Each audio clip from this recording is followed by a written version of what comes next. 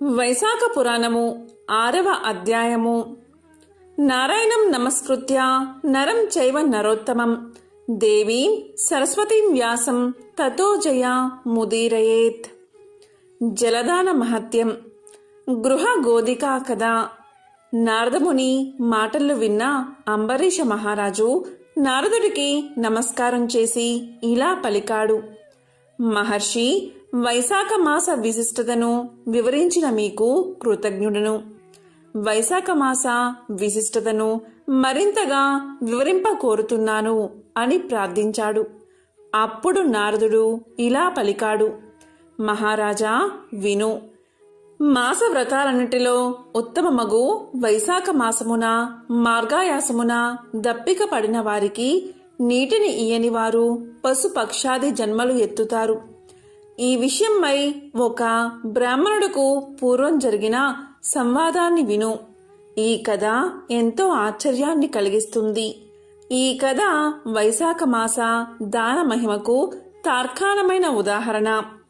ఆ కథ ఏంటి అంటే, పూర్వం ఇక్ష్వాకు రాజవంశమున హేమాంగుడు అనే రాజు ఉన్నాడు. అతను గోదానాలు అనేకం చేశాడు. భూమి యందు రేణువులను లెక్కించుట, నీటి బొట్టులను గణించుట, ఆకాశమునందలి నక్షత్రాలంటిని లెక్కించడం ఎంత కష్టమో ఆ రాజు చేసిన గోదానాలను లెక్కించడం అంత కష్టం. అనేక యజ్ఞాలు చేశాడు.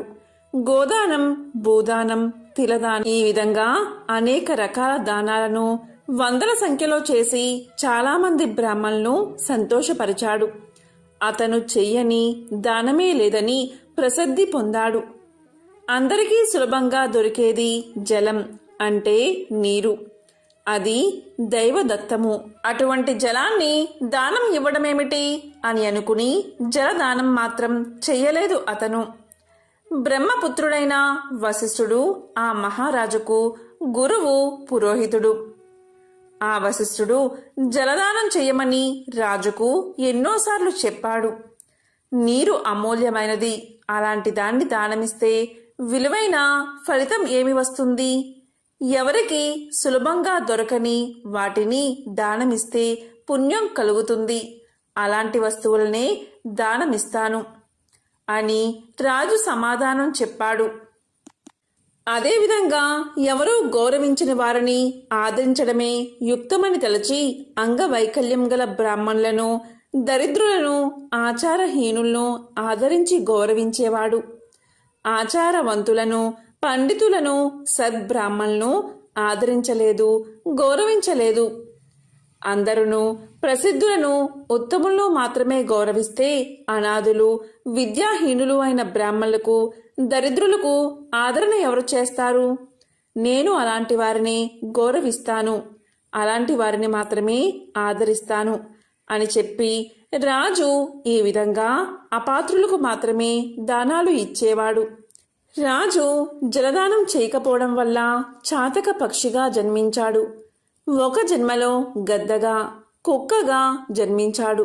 తరువాత మిథిలా దేశమున పాలించే శృతకీర్తి మహారాజు గృహంలో గోడపై ఉండే బల్లిగా జన్మించాడు.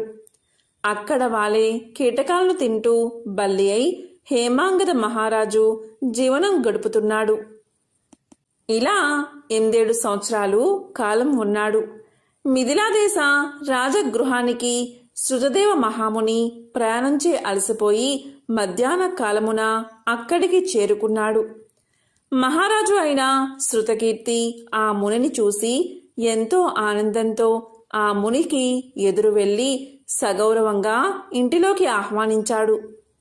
ఆ మునిని మధుపర్కం మున్నగు వాటితో పూజించి ముని పాదాలను కడిగి ఆ నీటిని తన తలపై చల్లుకున్నాడు.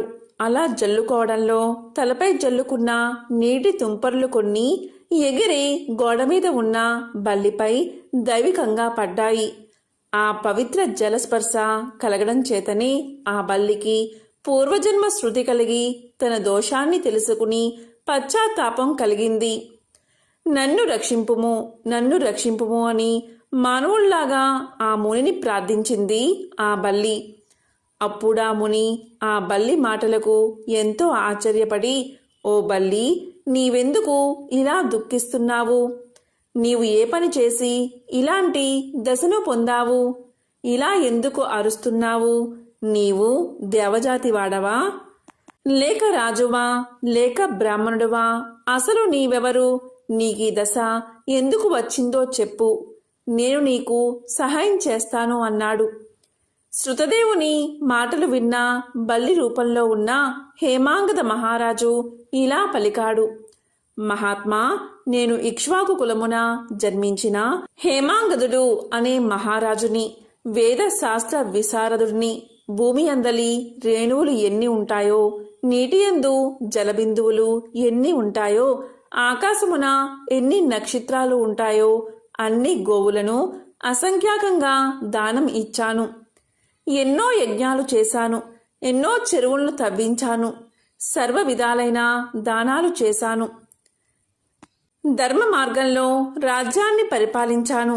నేనెన్ని సత్కర్మలను ఆచరించినా ముమ్మార్లు అంటే 3 సార్లు చాతక పక్షిగా, గెద్దగా, 7 సార్లు కుక్కగా, ప్రస్తుతం బల్లిగా జన్మించాను. ఈ మహారాజు నీ పాదాలు కడిగిన పవిత్ర జలాన్ని తలపై చల్లుకుంటూ ఉండగా కొన్ని నీటి తుంపరలు నాపై పడి నాకు పూర్వజన్మ స్మరణం కలిగింది. నా పాపభారం తగ్గినట్లు అనిపిస్తుంది. కానీ నేనింకా 27 సార్లు బల్లిగా జన్మించవలసి ఉన్నట్లుగా నాకు అనిపిస్తుంది. నాకీ విధమైన బల్లిగా జన్మ పరంపర ఎట్లు తొలగిపోతుందా అని భయం నాకు కలుగుతుంది. నేను చేసిన పాపం ఏమిటో కానీ నాకీ జన్మ ఎందుకు కలిగిందో నాకు తెలియదు. దయచేసి నాకీ జన్మ కలగడానికి కారణమైన పాపాన్ని, ఆ పాపాన్ని పోగొట్టుకునే విధానాన్ని చెప్పండి అని కోరుతున్నాను అని ప్రార్థించింది బల్లి.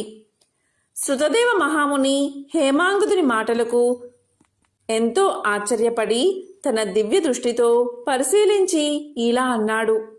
రాజా, నీవు శ్రీ మహావిష్ణువుకు ప్రియమైన వైశాఖ మాసంలో జలాన్ని ఎవ్వరికీ దానం ఇవ్వలేదు. జలం సర్వజన సులభం, దానిని దానమిచ్చుట ఏమిటి అని అనుకున్నావు. ప్రయాణమున అలసిన వారికి జలదానమైనా చెయ్యలేదు. వైశాఖమాస వ్రతాన్ని కూడా పాటించలేదు. హోమం చేయదలిచిన వారు మంత్రపూతమగు అగ్నియందే హోమం చెయ్యాలి.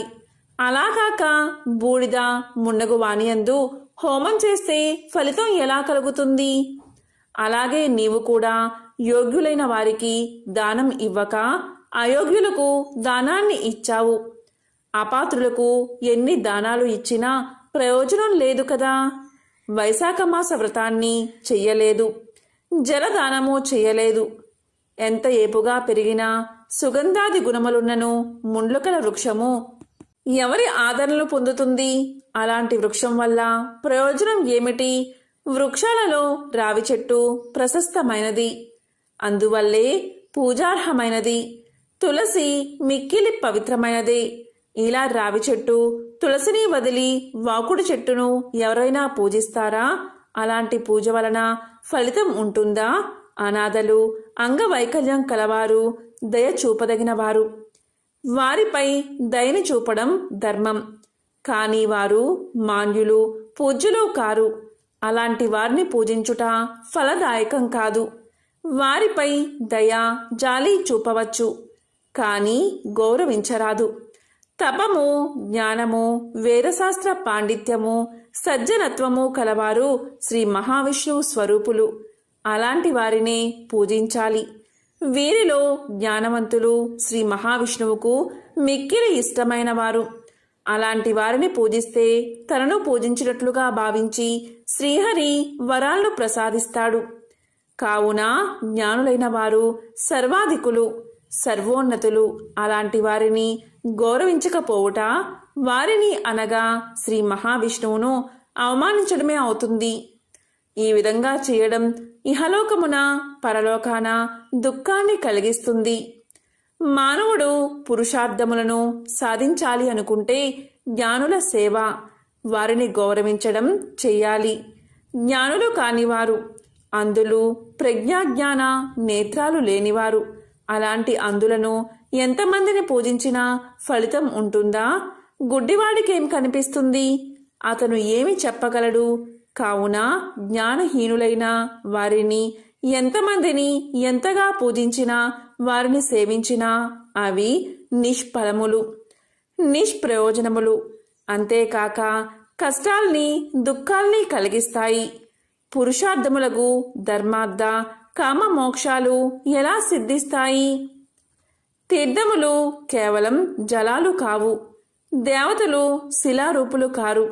చిరకాలం తీర్థ స్నానం సేవ చేస్తే శిలారూపంలో ఉన్న దైవాన్ని చిరకాలం పూజిస్తే వారి అనుగ్రహం కలుగుతుంది. కానీ జ్ఞానులకు సజ్జలను దర్శించినంతనే వారు ప్రసన్నులవుతారు, ఇష్ట ఫలప్రాప్తిని కలిగిస్తారు. కావున జ్ఞానులకు వారిని సేవిస్తే, వారి ఉపదేశాన్ని పాటిస్తే విషాదం ఉండదు, ఇష్ట ప్రాప్తిచే సంతోషం కలుగుతుంది.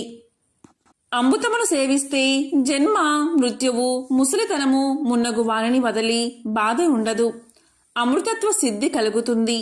హేమాంగద మహారాజా, నీవు వైశాఖ మాస వ్రతాన్ని ఆచరించలేదు, జలదానం చేయలేదు, జ్ఞానులకు వారిని సేవించలేదు. కాబట్టే నీకు ఇలాంటి దుర్గతి కలిగింది. నీకు ఈ వైశాఖ మాస వ్రతం ఆచరించి నేను సంపాదించిన పుణ్యాన్ని కొంత నీకిస్తాను.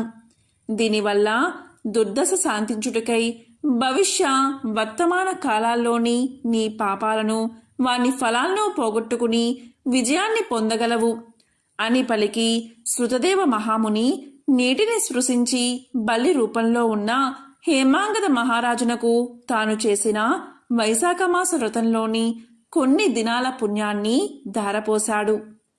ఆ పుణ్యఫలం పొందినంతనే హేమాంగద మహారాజు బల్లి రూపాన్ని విడిచి దివ్య రూపాన్ని పొందాడు. శృతకీర్తి మహారాజుకు శృతదేవ మహామునికి నమస్కారం చేశాడు. వారి అనుమతితో శ్రీహరి పంపిన దివ్య విమానం ఎక్కి పుణ్యలోకాలకు వెళ్ళిపోయాడు. దేవతలందరూ హేమాంగదుని అదృష్టానికి మెచ్చుకున్నారు. హేమాంగదుడు పుణ్యలోకంలో 10,000 సంవత్సరాలు ఉన్నాడు. దివ్యలోక భోగాలను అనుభవించాడు. ఆ తర్వాత ఇక్ష్వాకు కులంలో కాకుత్స మహారాజుగా జన్మించాడు. 7 ద్వీపాల భూమిని సజ్జనులు జ్ఞానులు మెచ్చేటట్లు పరిపాలించాడు. శ్రీ మహావిష్ణువు అంశను పొంది ఇంద్రుడికి స్నేహితుడై ఉన్నాడు. కులగురువైన వశిష్ఠ మహాముని ఉపదేశాన్ని పాటించాడు. వైశాఖ మాస వ్రతాన్ని సంపూర్ణంగా ఆచరించాడు. అందు చేయవలసిన దాన ధర్మాలంటినీ శ్రద్ధాసక్తులతో భక్తిపూర్వకంగా చేశాడు. సర్వ పాపాలను పోగొట్టుకున్నాడు. దివ్య జ్ఞానాన్ని పొందాడు. శ్రీ మహావిష్ణువు సాయుధ్యాన్ని పొందాడు. కాబట్టి వైశాఖ మాస వ్రతం సర్వ పాపహరం, అనంత పుణ్యప్రదం. ప్రతి మనిషి వైశాఖ మాస వ్రతాన్ని వ్రతాంగములకు దాన ధర్మాలను పాటించి శ్రీహరి అనుగ్రహాన్ని పొందాలి అని నారదుడు అంబరీషునకు వైశాఖ మాస వ్రత విశిష్టతను వివరిస్తూ గృహగోధికా వృత్తాంతాన్ని వివరించాడు. వైశాఖ పురాణము 6వ అధ్యాయము సంపూర్ణం.